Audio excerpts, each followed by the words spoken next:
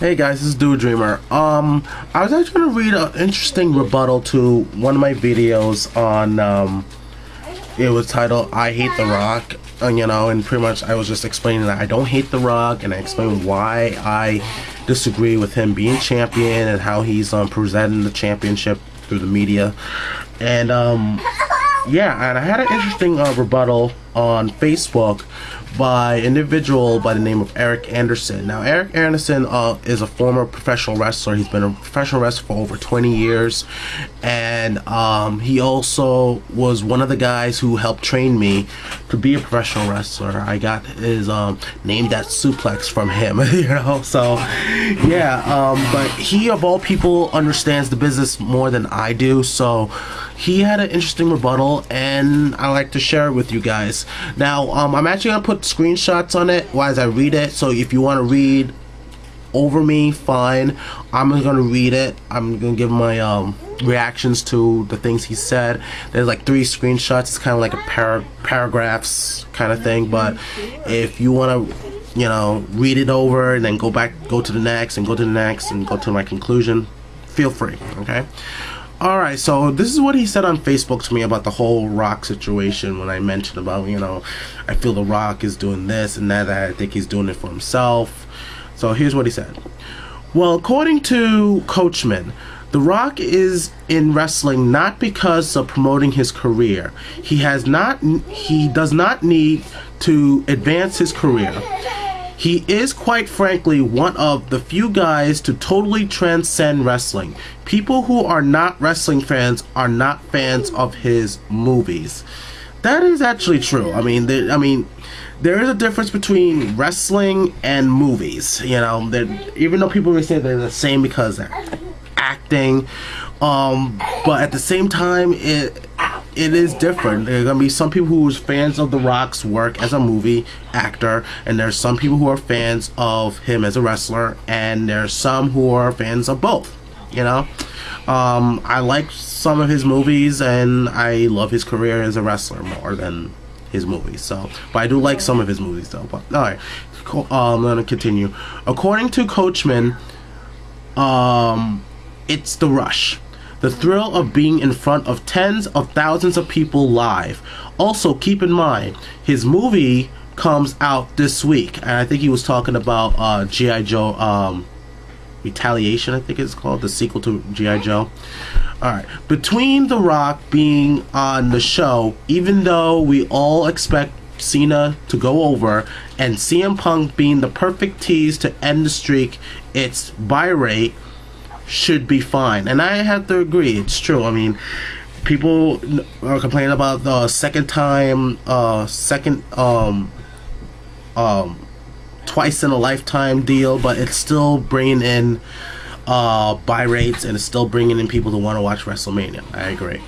Now comes the question, who needed whom more at the point he returned? WWE needed him more.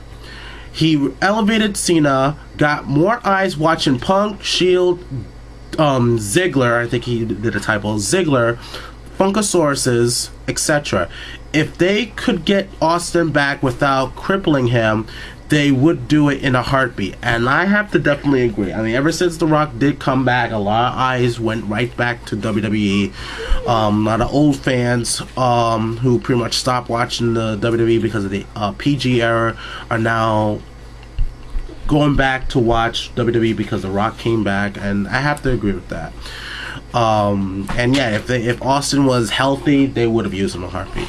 Personally, I wish we still had more kayfabe in this era. I definitely agree.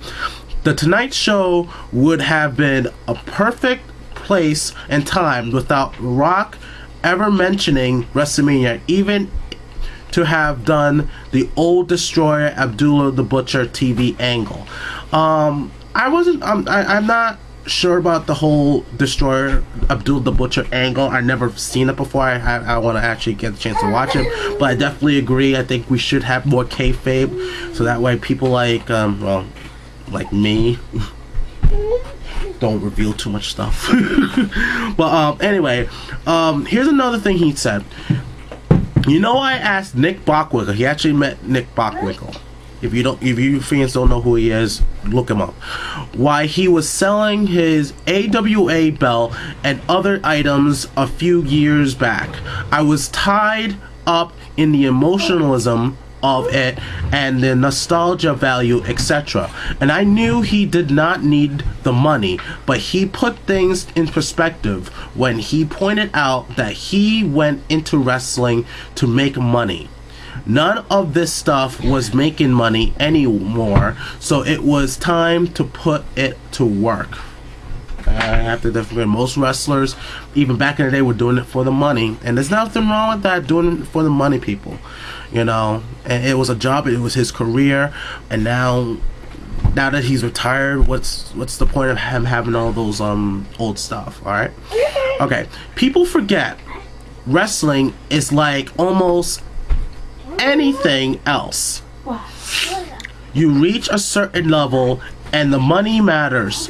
I know there are people who resent Johnson still for choosing Hollywood, but those people forget that everyone chooses WWE for the same reason. It's more money, and if you can get more money with less risk, then you do the as well. I do have to agree. If I don't have to beat up my body just to make tens of thousands of dollars and then just make a movie and have someone else do my own stunts, I probably would choose that as well. Keep in mind, a lot of guys in WWE were broke and close to broke when they signed in the developmental.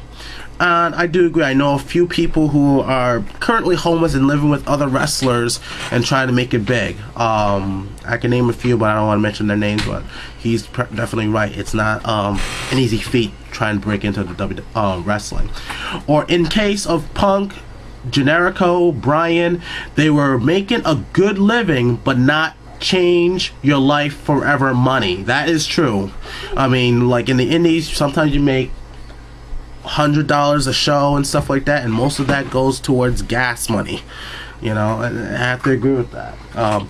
And these guys don't really have a long time to make it either, so no one should begrudge any of them for making business decisions. I do definitely agree. That actually opened my eyes to a lot of things, because a lot of people may say, oh, they're all doing it for the money, but at the same time, it's the only job they're uniquely qualified for. You get what I'm saying? You know, so if you want to, there's nothing wrong doing something for fun, for money. I mean, it's stupid if you like say you're depressed about your job and oh, it's okay, you're doing this for the money because you're depressed for your job. No, if you can have fun doing something you're good at and get money out of it, you know, it's like the Joker said, if you're really good at something, you shouldn't do it for free. That's wise words from Joker, from Dark Knight. Alright, and the last thing he said, also keep in mind, there comes a point when where some of these guys, no matter how much they love the business, will ask what's next. Boredom can set in, and the need to conquer new horizons can change a lot of things. Wow. That right there just really opened my eyes. I mean, you have to think about this, guys. The Rock has done pretty much it all, becoming, like, how many times he's the champ? He was the champ before he went to Hollywood.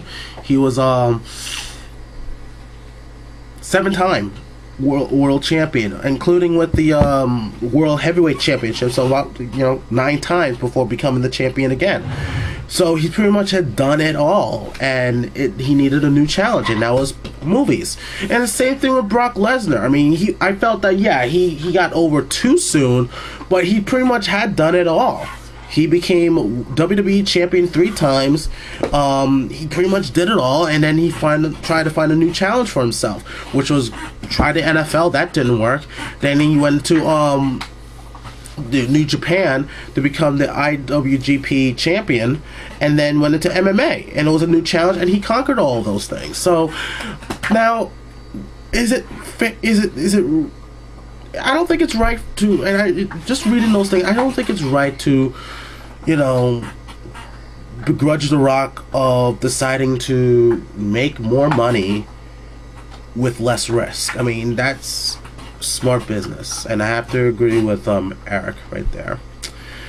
So now with me reading this, does this mean my perspective, my opinion on The Rock change about the title? To some extent, yeah, it did kind of change my tune about The Rock, but at the same time, I kind of wish that it didn't throw the rug right under CM Punk, you know. And I get that it's all about the money, and the WWE needed The Rock to build up WrestleMania, and I get that now, you know. But as far as what he said, yeah, my perspective on The Rock has changed to a certain degree. I'm not saying I hate The Rock, but I really definitely agree with him with everything he said. Alright, that's all I have to say, and I really hope you guys actually read this. If you don't have to watch the whole thing, just read and then give me your response, okay, man? Alright, this is Dude Dreamer. Take care.